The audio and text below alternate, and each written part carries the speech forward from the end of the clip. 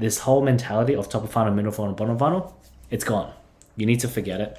There's this new thing called all of funnel. It's very simple and it works. That top of funnel, middle of funnel, and bottom of funnel has since been less effective because you can no longer determine who's at the top, who's in the middle, and who's at the bottom. We've blurred out a couple of these things, but what I want to show is that there's a campaign here called top of funnel conversions.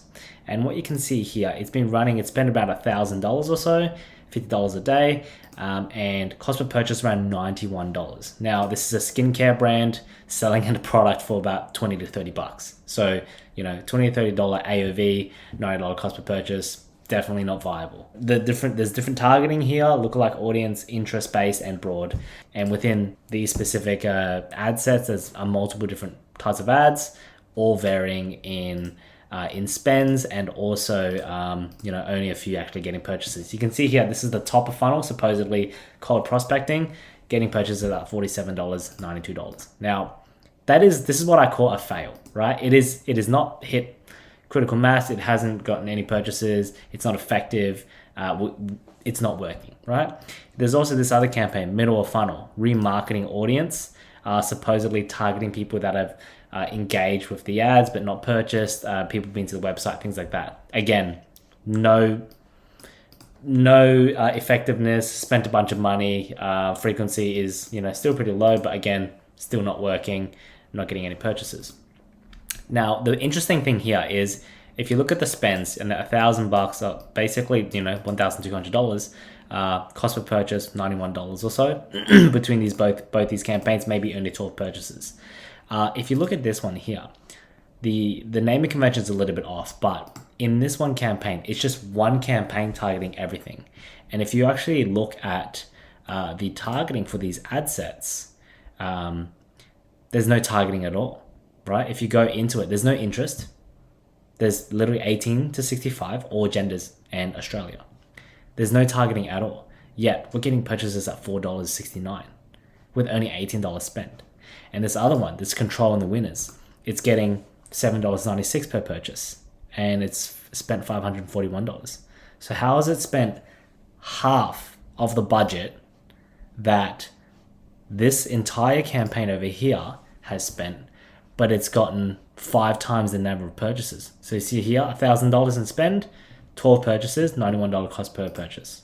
But this campaign, or this ad set rather, $500 spend, 68 purchases at an $7.96 cost per purchase. And when you look at it, again, it's broad. If you look at the setup, there's no targeting. The only exclusion is literally purchases, but apart from that, they're not targeting any interest or anything like that. It's literally broad and just Australia. So why is this working? Basically, what you need to understand is that this whole mentality around specifically knowing where people are in the funnel, you need to throw it out the door. You need to forget about it. You need to look at your entire ad account as targeting everybody at any given time, and also giving the reins over to Facebook and Instagram and these platforms that literally are built off of machine learning and AI. Now, I don't know how smart you are. I know how smart I am. Not very compared to these AI and machine learning platforms. I cannot beat AI and machine learning at their own game, right? They are literally built to read data, to understand audiences, and to find the best people for your marketing message based on the spend you give it, right? With you and me, we're human beings. We're not built for that, right? We're emotional. We make decisions at a whim with the context and the information that we're given, right? This idea that marketers are smarter than the platforms and you need to ignore the learning phase and you know better and don't listen to what Facebook is telling you. Why would you not listen to Facebook if it asks you to group all the targeting together, if it tells you to do certain things? Why would you do that?